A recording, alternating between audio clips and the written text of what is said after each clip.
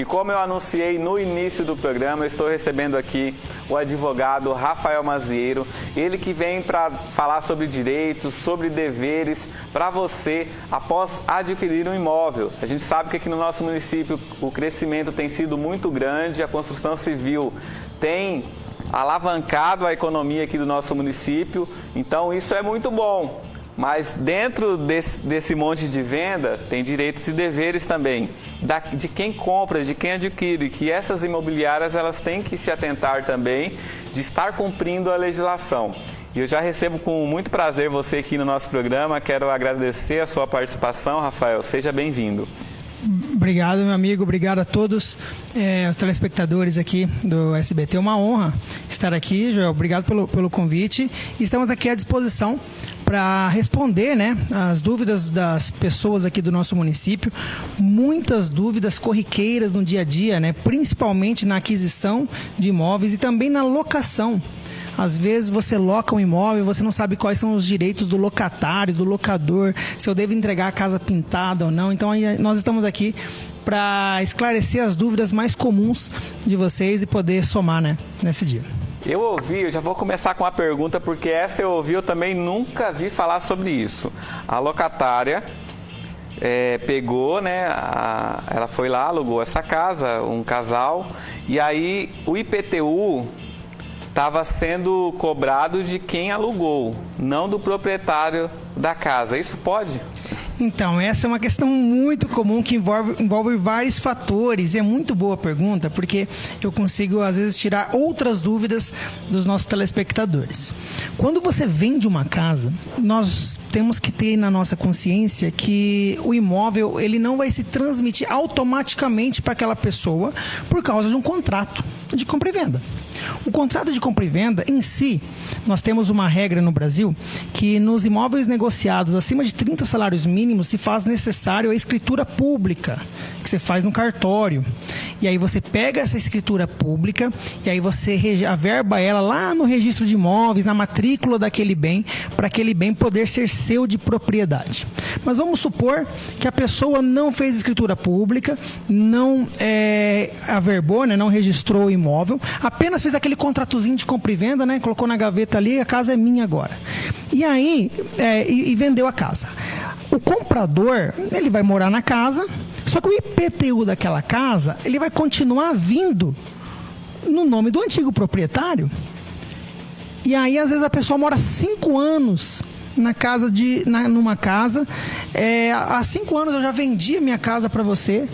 E eu recebo na minha porta um oficial de justiça dizendo que vai penhorar minha casa, que minhas contas vão ser bloqueadas por causa de IPTU atrasado. Porque eu vendi a casa e eu não fui na prefeitura transferir o IPTU. Então é muito importante essa dica de ouro. Quando você vender uma casa, não espere que o comprador faça isso. Você, vendedor, vá na prefeitura com o contrato, apresente e peça a alteração do IPTU, para que o IPTU vá para o nome do proprietário. Porque o IPTU da residência sempre será no nome do proprietário da casa. Né? Quando você loca uma casa, ele vai continuar no nome do proprietário, né? Mas aí no contrato está dizendo a obrigação de quem que vai pagar o IPTU, se é o locador, se é o locatário. O contrato as pessoas podem decidir como querem, mas é muito importante que vendeu uma casa, vá na prefeitura você, não espere o comprador fazer isso, e transfira o IPTU para o novo proprietário, para que assim você não tenha dores de cabeça futuramente. Então o IPTU, pelo que eu entendi, ele pode ser cobrado de quem está alocando essa casa? Pode. O contrato de aluguel, ele é um instrumento particular entre duas pessoas. Ali, as duas pessoas fazem o que elas querem, a vontade das duas. Então, elas podem acordarem que o IPTU fica a responsabilidade do locador. Não, vamos colocar que o IPTU é responsabilidade do locatário. As pessoas podem fazer como queiram, né? Não temos uma lei no Brasil que fala de quem que é a responsabilidade do IPTU. Normalmente, a responsabilidade é do proprietário, né? Mas, caso seja acordado entre as partes, pode ser colocado que fica a critério do locatário também. Então, é muito importante isso. As pessoas têm que prestar muita atenção na hora de fazer o contrato. Porque o contrato, às vezes, as pessoas na ânsia, né, de celebrar o negócio logo, pega aquele contrato do Google ali, rapidinho, só digita lá, pega o modelinho, coloca os nomes, rapidão, já vai lá, já reconhece firma da assinatura e acha que está tudo pronto, mas nem olhou direito as cláusulas, às vezes nem entendeu uma cláusula direito. Por isso que é muito importante sempre procurar um profissional capacitado para poder fazer a melhor análise possível e você não entrar numa fria, né? O pessoal, aqui a gente tem muito aluguel de casas, por exemplo. Se não estiver previsto no contrato, por exemplo, eu entrei numa casa e eu quero fazer uma benfeitoria ali. Eu quero fazer uma ampliação. Às vezes eu falei de boca com o dono dessa propriedade e ele autorizou. Aí eu fui lá e fiz, ele chegou e falou, cara, não gostei do que você fez na minha casa. E aí como que fica? Então, o universo da locação é um universo que mais tem atritos entre pessoas, locadores e locatários, e por isso é que se faz necessário um contrato bem amarrado. Nessa questão das benfeitorias, nós temos 3 modalidades de benfeitorias. Aquelas necessárias, as úteis e as voluptuárias. As necessárias, o que é? Você vai morar numa casa, de repente, estoura um cano d'água, estoura a caixa d'água, deu uma pane elétrica na casa. Isso é uma benfeitoria que envolve a habitabilidade, envolve preceitos básicos, né? Então, essas melhorias, elas sempre são de responsabilidade do proprietário, não de quem está alugando a casa, porque envolve a questão da habitabilidade, então é do proprietário. As melhorias úteis é aquelas melhorias que vão trazer mais conforto, como num caso a instalação do ar-condicionado. Não é questão de habitabilidade, mas ela traz um conforto, traz uma melhoria. Essas, geralmente, é de responsabilidade de quem está locando a casa. Mas nada impede que no contrato esteja como responsabilidade do locador também, do proprietário. Mas essa, normalmente, é de responsabilidade do locatário. Já as melhorias voluptuárias, que são aquelas que eu quero trocar aquela maçaneta, botar uma de ouro, quero construir uma piscina aqui no fundo da casa, vou construir uma quadra de alguma coisa. Essas melhorias que não envolvem habitabilidade, que envolvem apenas um luxo, né? Um artigo ali que não é necessário para a sobrevivência daquela pessoa, e você quer modificar a casa, se no contrato não houver obrigação, né, de comunicação, a pessoa pode fazer, mas ela deverá depois indenizar o proprietário. Porque vamos supor, João, você instala uma piscina na casa que você locou. Você não vai levar para outra. E aí, como que você faz? Então, por isso é importante o contrato estar bem amarrado, porque depois você não pode obrigar o proprietário a te indenizar dessa piscina. Você consegue o quê? Estabelecer com ele, eu fiz isso aqui, depois você me paga quando eu sair da casa, né? Ou se no contrato estiver previsto a possibilidade dessas melhorias voluptuárias, tudo bem. Mas é muito importante ter sempre esse diálogo entre o locator e o locatário, porque aquilo que não é dito, às vezes a gente acha que está subentendido, mas não está entendido. Então, sempre ter uma comunicação muito franca, né? E tentar sempre amarrar o contrato o melhor possível. Porque, em regra, as melhorias necessárias, que são aquela caixa d'água que estourou, essas do proprietário da casa. Enquanto a voluptuária, ela é sempre em regra, pelo locatário, e as úteis, elas podem ser tanto de um quanto do outro, desde que previsto em contrato, né? Então são questões bem peculiares do dia a dia, que às vezes buscando um profissional capacitado você pode estar se livrando aí de uma grande dor de cabeça.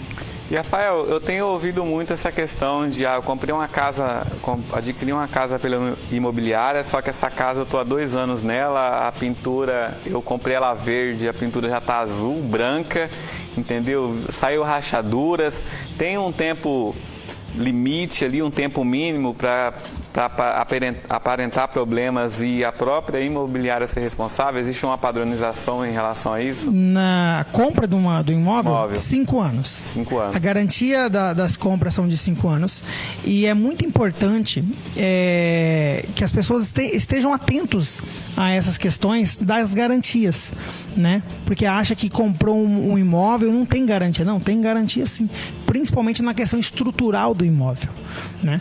Mas essa pergunta eu também também trago para aquelas questões de aluguéis, que é a maioria aqui no nosso município, onde você compra uma casa e na hora de entregar a casa, a imobiliária ou o proprietário querem cobrar que você arrume a casa 100%, só que você já pegou ela numa condição que não estava do jeito que querem que você entregue. Então, em regra, você deve sempre entregar a casa do jeito que você pega. E isso tem uma cláusula prevista em contrato que você devolve a casa no status quo. Então é importante que se você quer, eu aluguei uma casa, quero pintar, pode pintar à vontade. Mas depois, na hora da devolução das chaves, quando você sair desse aluguel, você vai ter que devolver naquela exata cor que estava. Em muitos contratos, eu até aconselho, amarre até mesmo a marca da tinta. Porque às vezes você coloca uma tinta que tem uma qualidade muito maior, um poder de cobertura muito melhor, e na hora de entregar, a pessoa quer sair da casa logo, ela pinta com qualquer tinta que ela pega. A mais barata que ela acha. A mais barata, coloca um monte de água para render mais e fica aquela pintura toda manchada, aquela pintura toda que não cobriu o que estava por trás, e o possível novo locatário não vai aceitar. Então, vai fazer um contrato, tenha um cuidado, mas até com a qualidade da tinta, justamente para evitar. O contrato é o que se faz regra entre as partes. Então, preste muita atenção na hora de celebrar o contrato e não aceite qualquer contrato, porque é ele que, às vezes, na hora da ânsia de fazer logo o negócio, te faz assinar e depois você pode ter uma complicação. Aqui no nosso município, quais são qual é o mais recorrente aqui que você atende referente a esse assunto? Nós mais atendemos aqui em Vilhena, com certeza, é a questão da não regularização imobiliária. Nós temos muitas pessoas que moram em casas que não é dele, apenas tem a posse da casa, porque o proprietário é somente aquele que tem a propriedade. E o que dá a propriedade? É o nome na matrícula do imóvel. Se não tiver um nome na matrícula, você não é proprietário, você é possuidor. Então, e são casos, semanalmente nós fazemos análise de casos assim. Um vende para o outro uma casa. Só que esse outro, ele já vendeu para outras pessoas e ninguém averbou esse contrato de compra e venda, essa escritura pública de compra e venda numa matrícula de imóvel. E aí, lá na matrícula, se você for buscar uma certidão de inteiro teor lá no registro de imóveis, o nome vai estar daquela primeira pessoa ainda. Então, na hora de você querer questionar alguma coisa, você não é proprietário, você é possuidor. E essa pessoa que está no nome na matrícula, vamos supor que ela recebe um processo trabalhista, um processo executório de bancos por dívida bancária. Esse imóvel, ele pode ser penhorado, ele pode ir para leilão, caso a pessoa não pague. Por quê? Porque lá está como propriedade daquela pessoa ainda, e já fazem 10 anos que ela vendeu. Então, o caso mais comum aqui em Vilhena é as pessoas que moram em casas que não são proprietários. Faz a compra, aí às vezes quer economizar, não faz a transferência correta, e aí a casa fica em nome de outra pessoa. E isso pode dar muito problema lá na frente, quando esse outro vier a falecer. Aquela casa ali, automaticamente já vai para o espólio, vai para o inventário daquela pessoa. Mas ela não é mais proprietária, porque ela já vendeu para você. Entendeu? Então, essa questão da não transferência, das pessoas que compram um imóvel e não transferem, eu acho que é a grande gama de atendimentos e de dúvidas aqui no nosso município. Como você bem disse na abertura da entrevista, o direito imobiliário ele está no dia a dia nosso, e muitas pessoas têm esses problemas. Na hora que vai comprar um imóvel na planta, o cara não entrega o imóvel no tempo que acordou, na hora que vai alugar um imóvel. Então, é muito bom as pessoas estarem atentas que essa situação ela pode trazer uma grande dor de cabeça para ela, para aquilo que ela tem de mais precioso, que é a casa, que é o lar dela. Por isso é importante nós sempre procurarmos um profissional capacitado para fazer as orientações adequadas. Nós ouvíamos muito antigamente que tinham esses contratos chamados frios, que a pessoa fazia e aí ela ficava no imóvel, por exemplo, 10, 15 anos, aí se utilizava do recurso do uso capião para poder ter direito a esse imóvel. Hoje, como que está isso? Hoje usa-se o uso capião ou não? Muito. Uso capião extrajudicial. são mecanismos onde você se faz propriedade. Você converte uma posse em propriedade. Esse tempo mudou? Não, nós temos 4 maneiras de uso capião. Nós temos a uso capião podendo ser de 2, de 5, de 10 e de 15. Possui grandes probabilidades, cada uma com suas peculiaridades, né? Mas a principal, que é a extraordinária, é 15 anos. Se usada para moradia, 10 anos, né? Mas nós temos a urbana, aquela pessoa que é casada e ali naquela sua casa você mora com seus filhos, com seu marido, aí seu marido simplesmente sai de casa. A casa está no nome dele, ele simplesmente sai de casa. Ele saiu de casa e foi, você não sabe nem para onde, separou de você. A partir do 2º ano, essa uso capião especial urbana, você já tem direito a entrar com ela para poder se fazer propriedade. É muito bom deixar claro que a uso capião, ela faz uma propriedade nova, é uma nova matrícula. Então é como se fosse um novo RG, uma nova certidão de nascimento, sabe?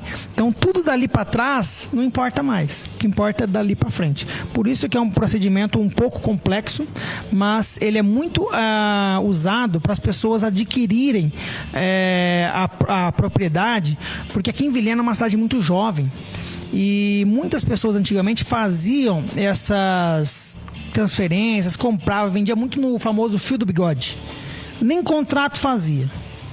E aí, por mais que o contrato verbal exista, não ia transferir. E aquilo ficava. Aí a pessoa que vendeu faleceu. Então, você não vai conseguir mais fazer um contrato com a pessoa. Então, aquele imóvel automaticamente ele deveria ser inventariado pela família, mas aquela pessoa já tinha vendido o imóvel. Então, o uso capião ele é muito comum na nossa rotina, porque ele consegue regularizar o imóvel, mas tem os requisitos e podendo ser de 2, 5, 10 ou 15 anos de posse. Infelizmente o nosso tempo é curto, mas é um assunto muito interessante e eu queria que você destacasse a quem nos assiste, antes de comprar um imóvel ou alugar um imóvel, o que ele tem que se atentar? Muito boa a colocação e excelente tema para a gente finalizar essa entrevista. Sempre se atente ao contrato. Vai adquirir um imóvel perante uma incorporadora, uma construtora, leia o contrato.